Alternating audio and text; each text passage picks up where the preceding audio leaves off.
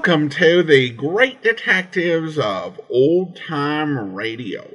From Boise, Idaho, this is your host, Adam Graham. If you have a comment, email it to me, box13@greatdetectives.net. Follow us on Twitter at Radio Detectives and become one of our friends on Facebook, facebook.com/Radio Detectives.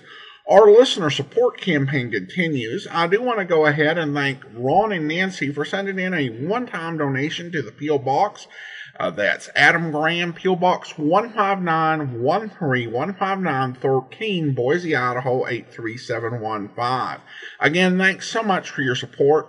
And you can also become one of our ongoing Patreon supporters for as little as $2 per month. And I want to thank Glenn and Matthew for becoming our latest Patreon supporters at the Shamus level of $4 or more per month. Again, thanks so much for your support. Well, now we are going to get into Mr. Keen, Tracer of Lost Persons, our last of these previously uncirculated episodes. Original air date, November the 7th, 1952, and the title is The Case of Murder and the Prize-Winning Bull.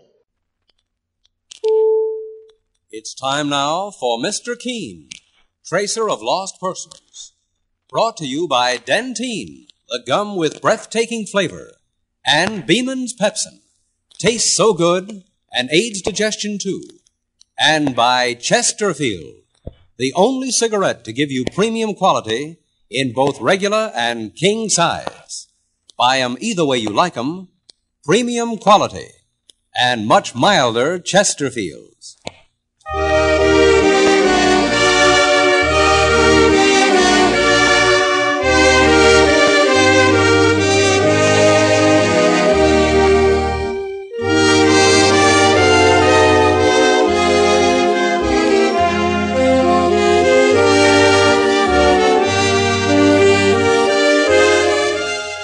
Ladies and gentlemen, we present Mr. Keen, Tracer of Lost Persons, one of the most famous characters of American fiction in one of radio's most thrilling dramas.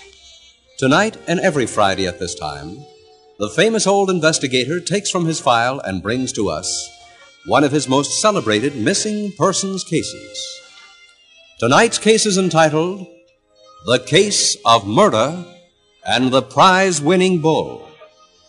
The story of a mysterious murder on a country estate, following a quarrel over a $50,000 prize bull. Why a beautiful woman is accused, and how the case is solved by a tiny clue found by Mr. Keen, Tracer of Lost Persons.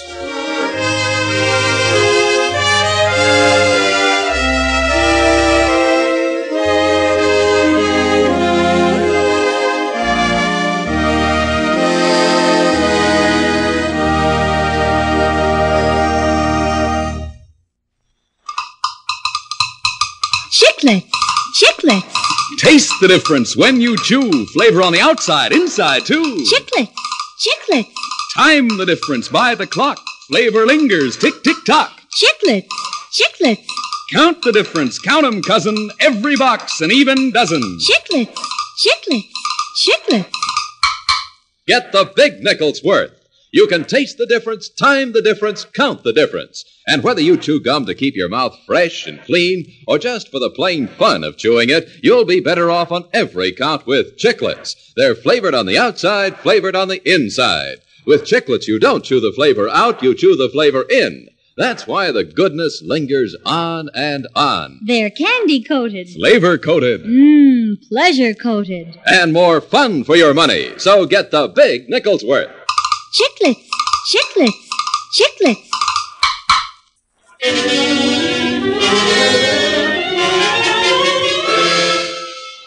And now for Mr. Keen and the Case of Murder and the Prize-Winning Bull. Our scene opens at night on a large country estate situated near New York City. A sudden noise inside a huge white barn near the main house has brought a tall, distinguished-looking man hurrying down the gravel path leading to the barn. The man is unaware that he is running to his death. Who's that standing near the barn? My handyman? It's so dark I can't see. Is that you, Tom Brewer? Yes, Mr. Stevens, it's me. Well, what's all that noise coming from the barn? It woke me up. Tom, didn't you hear the racket? Yeah, I heard it, Mr. Stevens. Why, the animals sounded as if they were ready to stampede. I'd better go in the barn and have a look.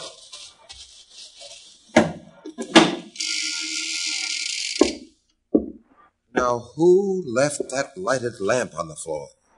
I've told Tom Brewer about fire hazards so often. Champion. My prize bull. Why, he's lying there in his stall. He's dead.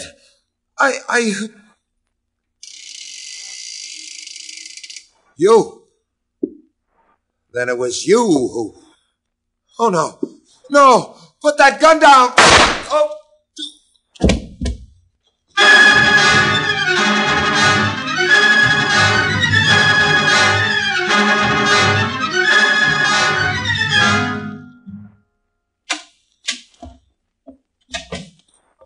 Yes, ma'am. This is Mr. Keene's office, isn't it? That's right, ma'am. I'm his partner, Mike Clancy. This is Mr. Keene right here. What can I do for you, madam? Mr. Keene, my name is Emma Stevens. I've come here about my half-brother, John. He's been murdered. Shot to death in cold blood last night on our estate. Please sit down, Miss Stevens. I'm so frightened, so stunned. My poor brother. One of the finest men on earth, Mr. Keene. Here, sit down in this chair, ma'am. I'll get us some water first. Now, compose yourself, Miss Stevens. You're among friends. I know that, Mr. Keene. That's why I came here to your office. Your reputation as an investigator led me to believe that you'd help me find my brother's murderer. The local police don't have a single clue. Here, take a sip of this water, Miss Stevens. Oh, thank you, Mr. Clancy. Now I believe I can tell you the entire story. Please do, Miss Stevens. My brother, John Stevens, was a retired businessman, and a very successful one, Mr. Keene. He retired very early in his career, so he could devote more time to his main hobby, animal breeding. He was a gentleman farmer, is that it? I suppose you might call it that. John and I lived together on a large estate just a short way up the Hudson River. I'm unmarried, and so is John. Go on, Miss Stevens. Well, last night, about midnight, I heard a noisy racket coming from the barns. It was the one in which John kept his best saddle horses and Champion, his prize-winning bull. As you may know, Mr. Keene, a prize bull can be a very valuable animal. Yes, I understand that they can sometimes bring as much as $50,000. Say it's preservers, but that's a lot of money for one animal. Champion was worth about that much, Mr. Clancy. Did you say was, Miss Stevens? Yes. But let me continue. The noise from the barn woke me up about midnight, and I heard my brother John hurrying down the hall and out of the house. Evidently, he was going to investigate. I see. A few minutes later, Mr. Keene, I heard a shot. I ran out quickly and hurried down to the barn. I found my brother John lying dead on the barn floor with a bullet in his heart. And you saw no one on the grounds just before or after you found your brother, Miss Stevens? No, Mr. Keene. It was so dark outside. But inside the barn, near my brother's body, I also found Champion, his prize bull. Champion had also been killed by a shotgun. Is it possible, Miss Stevens, that the person who killed the bull also killed your half-brother? Well, the police are working on that theory now. They think that someone who was jealous of John, or who may have wanted to hurt him in some way, shot his prize animal. John may have caught him in the act and paid with his life for it. In any case, the killing of the bull is of no importance compared with a man's murder. Our search will be for a killer of human beings, your brother's murderer. Then you will help me, Mr. Keene. Of course, Miss Stevens. Well, then I must tell you something I couldn't tell the police, because I wasn't sure. But you can find out whether I'm right or wrong. What is it, Miss Stevens? Well, we have a neighbor, Paul Kincaid. He and my brother John were once good friends, but they split up. Why? Did they quarrel? Violently. Over what, miss? Well, I don't know, Mr. Clancy. John was very unhappy, and he wouldn't talk about it. He just said once that Paul Kincaid and his wife were very jealous people. Is Paul Kincaid a gentleman farmer like your brother? He tried to be, Mr. Keene, but he wasn't successful. Paul Kincaid is as rich as John and very vain. Actually, I think he went in for animal breeding just to see if he could better John. Could that rivalry have caused their quarrel? Well, that or jealousy over Evelyn Kincaid, Paul's wife. And just what do you mean, Miss Stevens? Well, Paul Kincaid saw a rival in every man he met, Mr. Keene. Although I think Evelyn's tried to be a good wife to him. She's a very beautiful woman, while Paul has lost his looks, and he appears much older than he is. So jealousy may have been the murder motive. Well, we'll have to talk to Paul Kincaid as soon as we arrive at your estate, Miss Stevens. It is your estate now, isn't it? Well, if you mean, do I inherit it now that my brother is dead? I couldn't say, Mr. Keene. The will hasn't been read yet. Who is his closest surviving relative?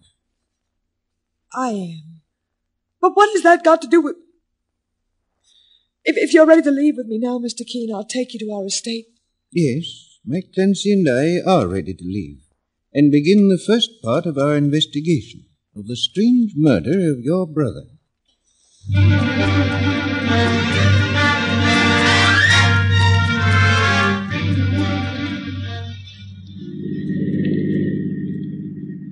Turn into this driveway, Mr. Clancy. The main house is at the end of it. Right, Miss Stevens. It's quite a large place, isn't it? Now, do you have many servants, Miss Stevens? Only one, Mr. Keene. The handyman, Tom Brewer. As far as my brother John was concerned, I saw that he was comfortable myself. Most of the house has been locked off for years, and we only use a few rooms. Where was this handyman, Tom Brewer, when the murder took place? Well, he wasn't on the grounds. It was his day off. He told the police he only returned several hours after poor John's body was discovered.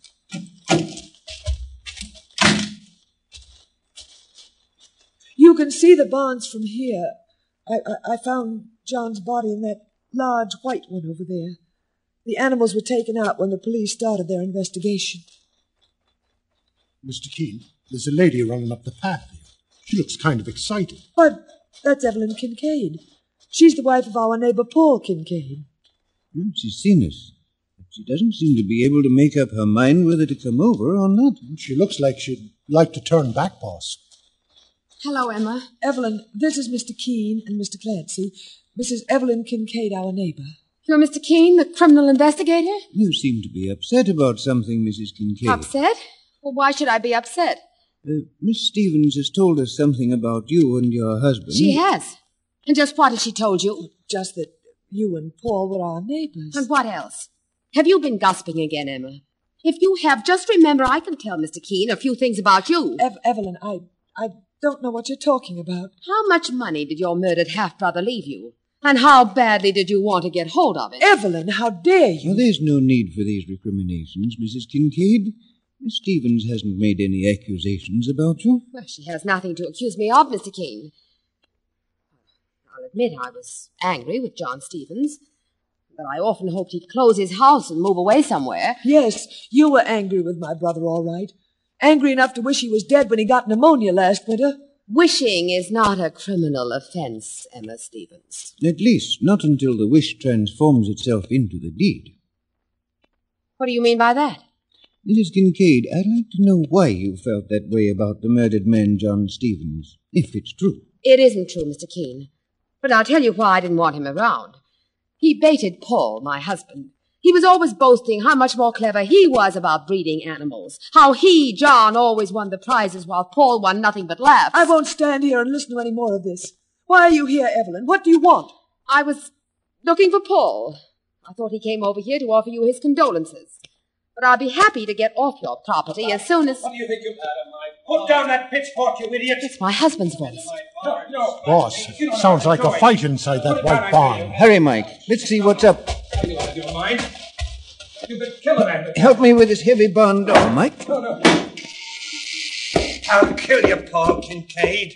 Make one more move, I'll jam this pitchfork through your throat. Mike, try to get that pitchfork away from him. Who are you? Let me go. Here, I'll take that big sticker. Go. That's better. Say it's preserve us, but This thing could kill a steer. What's the meaning of this? My name is Keene. Mr. Keene, the investigator? Well, I'm Tom Brewer. You come here just in time. I'm the Stevens handyman. I just caught Mr. Kincaid snooping around this barn. When I asked him what he was up to, he hit me in the face. I grabbed a pitchfork to protect myself. And you're Paul Kincaid? I am, Mr. Keene. This fool is exaggerating the entire affair. I came over to the Stevens estate to see John's sister Emma and to tell her how shocked I was to hear about his murder. But what were you doing here in the barn, Mr. Kincaid? Well, boss, that seems to be a question this fellow don't want to answer. I'm afraid he'll have to answer it, Mike. Mr. Kincaid, you'll accompany us back to the Stevens house now, if you don't mind. There's more than one question I'm going to ask you, in connection with the murder of John Stevens.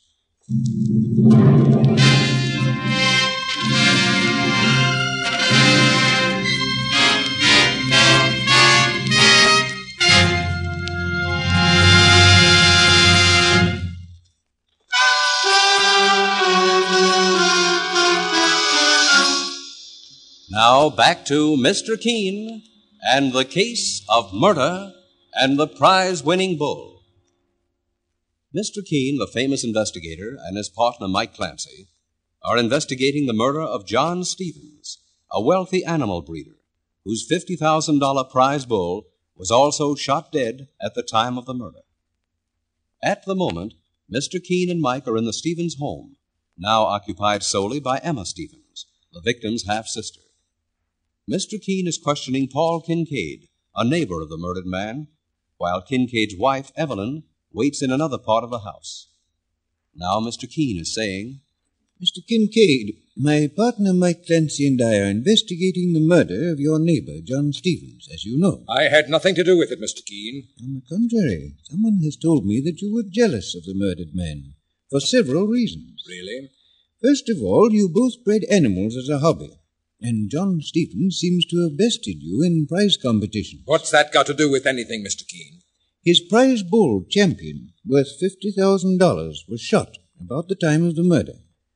Now, there's a possibility that the person who killed the bull did it out of jealousy, and when he was caught in the act by John Stevens, he murdered him. But we can tell you this, mister. We're not looking for the man who got rid of the bull. It's the murderer of John Stevens we want. So you think I killed his prize bull, then did away with Stevens? I suppose Emma, his half-sister, told you that.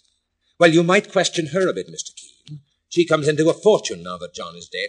Mr. Kincaid, what about your feeling regarding John Stevens and your wife? My wife and John were merely friends, nothing more, Mr. Keene. I admit I may have been jealous of Evelyn once or twice, for no reason, but she'll bear me out as far as John was concerned. Mike, call Mrs. Kincaid in here, please. Okay, boss. Mrs. Kincaid, Mr. Keene would like to talk to you. What's happened, Paul? Is everything all right? Someone's been putting ideas into Mr. Keene's head, Evelyn. Someone's been gossiping about you and John Stevens. Tell Mr. Keene there was nothing between you. I've already told him. If anything, I hated John for the way he baited you, Paul, and made you unhappy. Does that answer your question, Mr. Keene? Part of it. However, you still have to explain what you were doing when Tom Brewer, the Stevens handyman, caught you inside the White Barn, where John Stevens was murdered. Tell Mr. Keene the truth, Paul. Remember, you may be protecting a murderer. Keep quiet, Evelyn. I can't. I think it's for your own protection. Either you tell Mr. Keene the truth, or I will. Very well. I'll tell him myself. Mr. Keene, I was the one who shot and killed John's prize bull. I see. And why did you do it, Mr. Kincaid? Because he was always boasting about how clever he was as an animal breeder, and he drove me into a fury. I'd been drinking too much just before I went over to his barn, and I hardly knew what I was doing. But I didn't murder John Stevens, I swear it.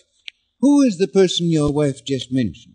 The one she said you might be protecting inadvertently. Mr. Keene, I meant Tom Brewer, the Stevens handyman. My husband saw him prowling around the grounds right after he left the barn. Well, boss, Tom Brewer said he wasn't near that place when John Stevens was murdered. Yes, that was his alibi. Mike, It appears as though Tom Brewer is the next to be questioned. Mr. and Mrs. Kincaid, how far away do you live from here? We have the big house at the end of the road, Mr. Keene. You may go back there now. I warn you, however, that you're still under strong suspicion. Very well. Just one thing more. Why did you return to the Stevens barn today? I was looking for my gun, the one I used to kill the prize bull. In the crazy state I was in that night, I left the revolver there in the barn. As far as we know, the gun used to kill John Stevens has not yet been found. All right, Mr. Kincaid, you and your wife can leave. Come along, Mike. We're going inside and talk to Tom Brewer, the handyman. Mr. Keene, there's Emma Stevens, but Tom Brewer ain't here. Well, if you're looking for Tom, Mr. Keene, he just went out to the barn. No, come with us, please, Miss Stevens. Mike, we'll follow Tom Brewer to the barn and see what he has to say now that his alibi has been cracked wide open.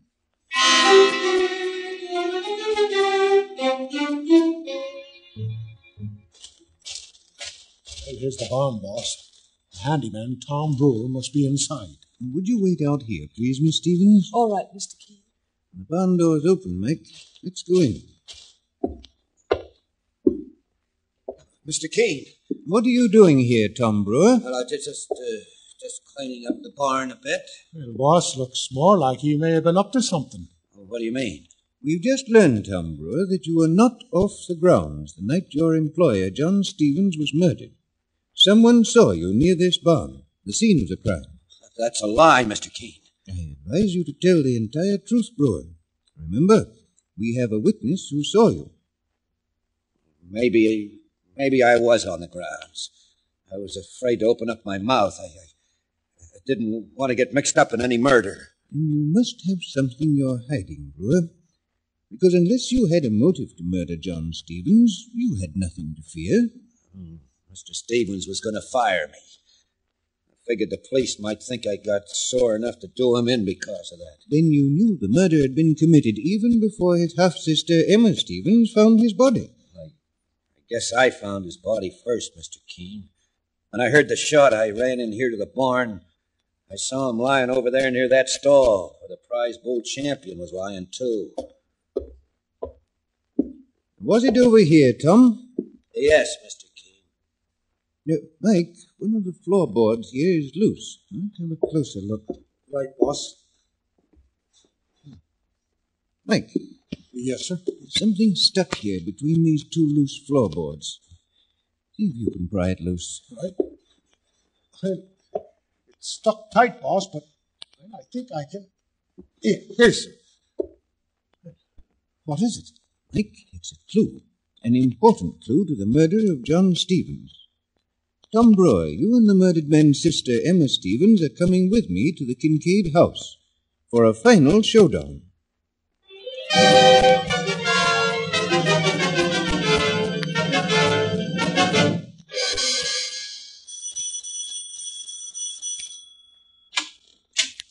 Mr. Keene. Mr. Kincaid, I brought your neighbor, Emma Stevens, and the handyman, Tom Brewer, with me. Mr. Keene says he has a clue, Paul, in regard to my brother's murder. You have, Mr. Keene? Yes, Mrs. Kincaid. Tom Brewer just admitted that he was near the barn when John Stevens was murdered. But I found something else that changes the situation completely. I tell you, I didn't we heard you the first time, Brewer. First of all, Mr. Kincaid, let me ask you this. How did your wife know that you'd killed John Stevens' prize bull? Paul told me, Mr. Keene. Yes, I told Evelyn when she found me leaving the Stevens property.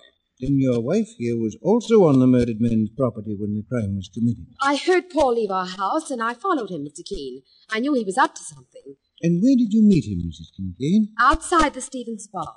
Then you were never inside the barn at all? Never, Mr. Keene. And I can prove that's a lie, Mrs. Kincaid. What?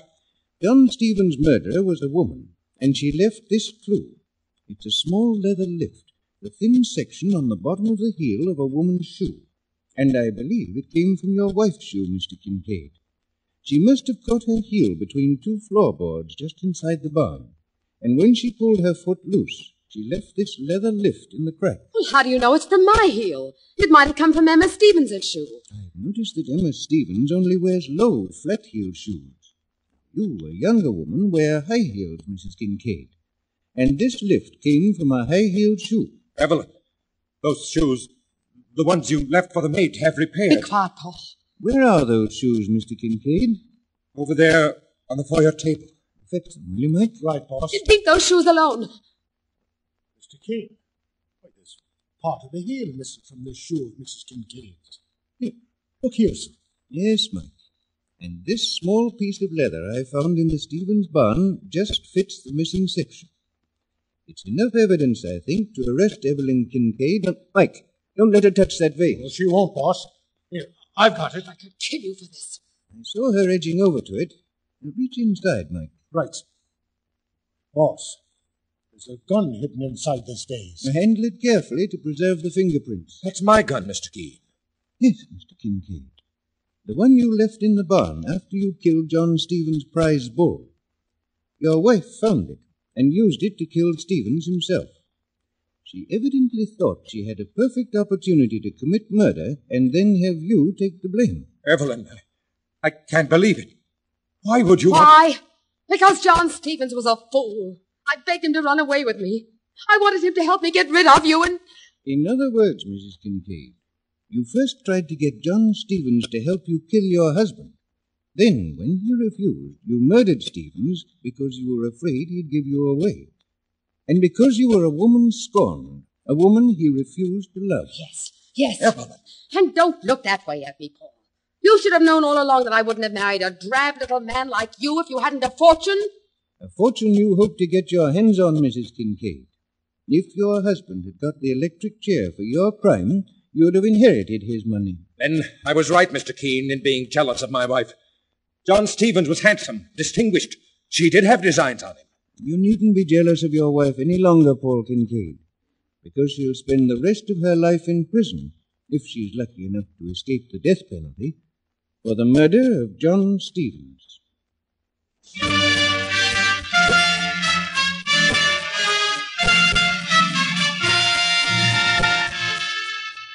And so Mr. Keene finds the solution to the case of murder and the prize-winning bull.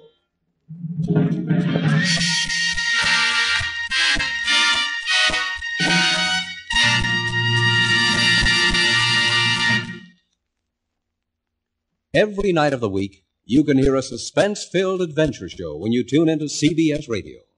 Later tonight, there's a thrilling story about Mr. Chameleon, a clever gentleman who uses disguises in tracking down a killer or to crack a difficult case. And tonight's case is a real dilly. Tomorrow night, you can hear Broadway is My Beat. You'll meet Danny Clover, the plainclothesman hero who knows Broadway intimately. Also on hand Saturday evenings is the king of the singing cowboys, Gene Autry, Edgar Rice Burroughs' jungle hero, Tarzan, and the thrills of gangbusters. Sunday nights you'll hear Escape, and Monday nights there's the action-filled drama Suspense. Tuesday nights you'll meet Pam and Jerry North, and Wednesdays it's The Lineup and the FBI in Peace and War. That's it. If you love adventure stories, tune into CBS Radio every night of the week.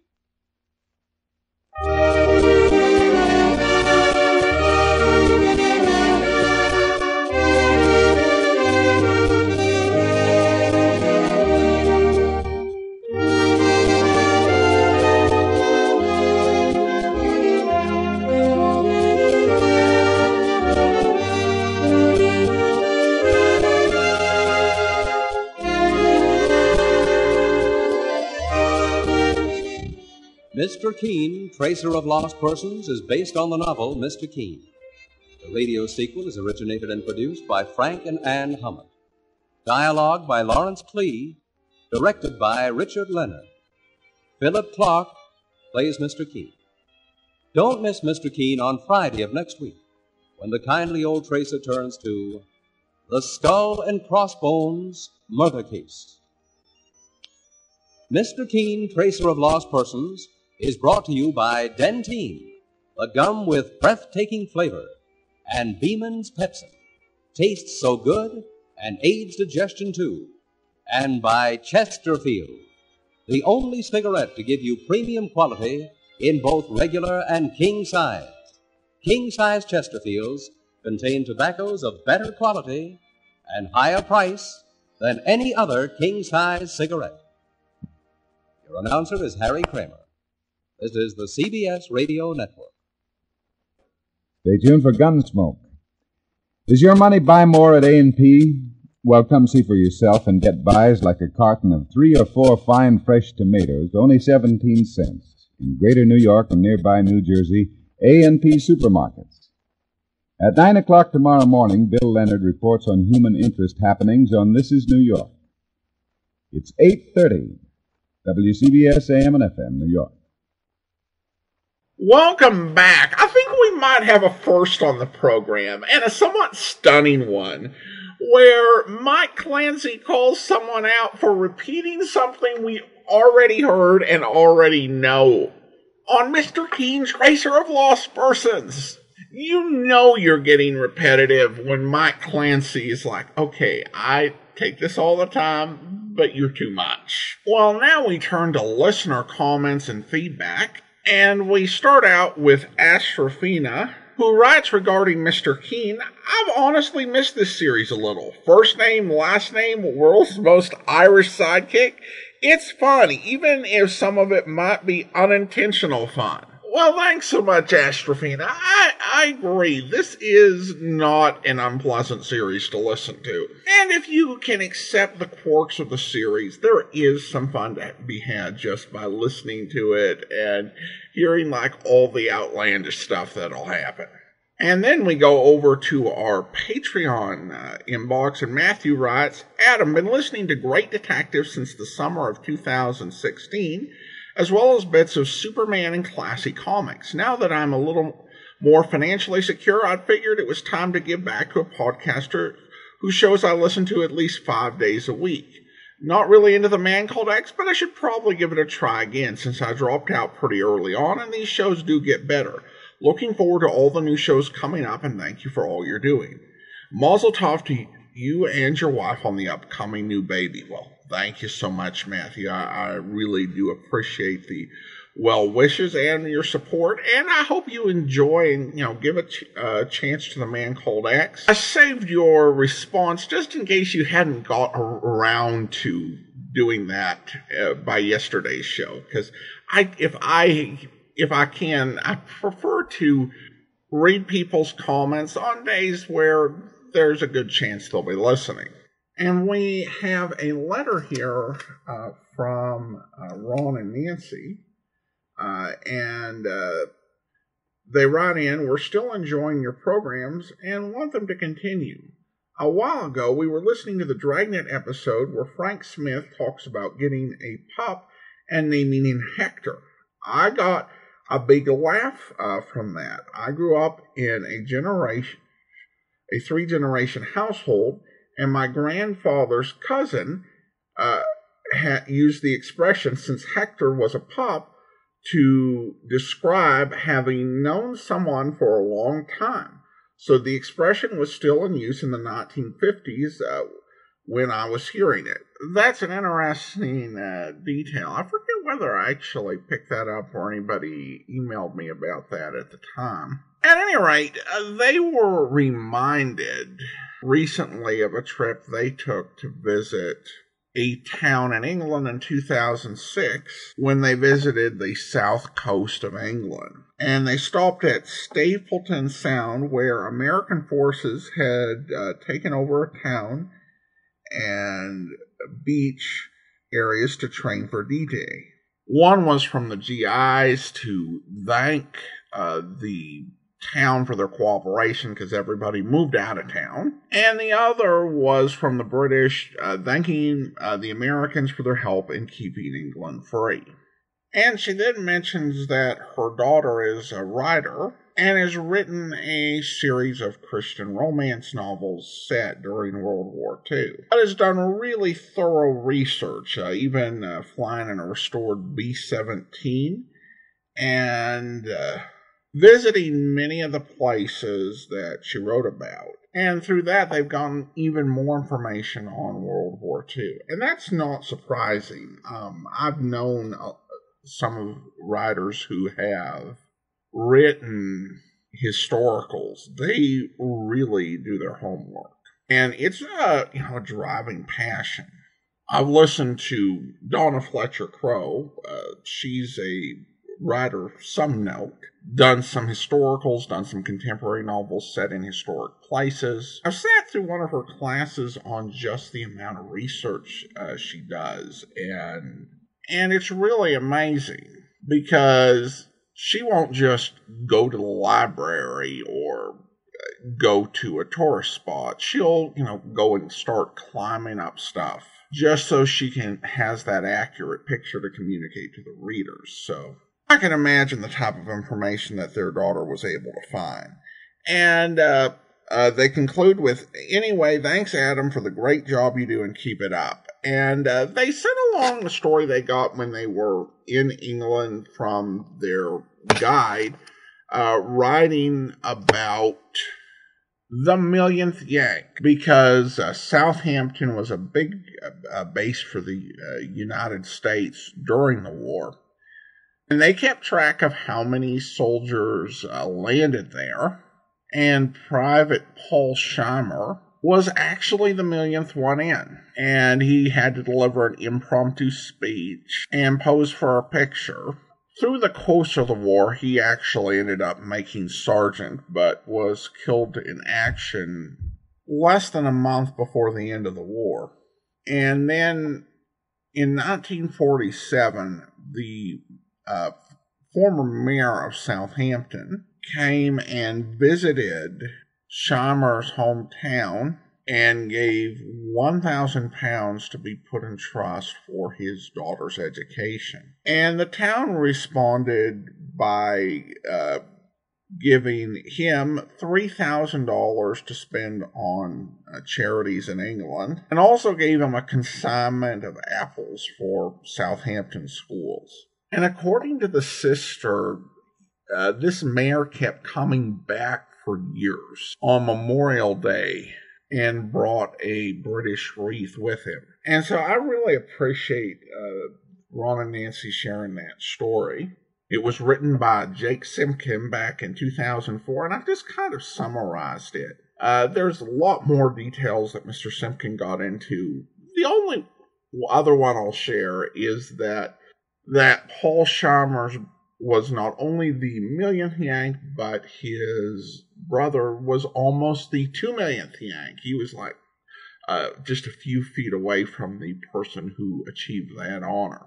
But stories like this really, I guess, bring home the idea of, special relationship between the United States and Great Britain. And, you hear about it on the news and how politicians, on both sides of the pond, can do things that can affect that relationship. And certainly that's true. But I think that there is underlying that relationship are a lot of very personal, meaningful actions taken by individuals who would never end up in a history book, but who really provide emotional depth to that whole idea and have helped it weather some of the silly things that politicians have done from time to time. And that's all I'm going to say about that. And I know this is a bit of a digression, but it was an interesting one, and I don't have the World War II podcast producing new episodes anymore, so. And it's just such a great story. All right, well, now it's time to thank our Patreon supporter of the day. Thank you to Jennifer, Patreon supporter since March 2016, currently supporting the show at the Master Detective level of $15 or more per month. Again, thanks so much for your support, Jennifer. And that will do it for today. If you are enjoying this podcast on YouTube, be sure to like the video, subscribe to the podcast, and mark the notification bell. Join us back here tomorrow for yours truly, Johnny Dollar. Saturday, we'll be bringing you Squad Room. And then next Thursday, Billy Swiftboy Detective. In the meantime, do send your comments to box13 at greatdetectives.net. Check us out on Instagram, instagram.com/greatdetectives. And follow us on Facebook, facebook.com/radiodetectives. From Boise, Idaho, this is your host, Adam Graham, signing off.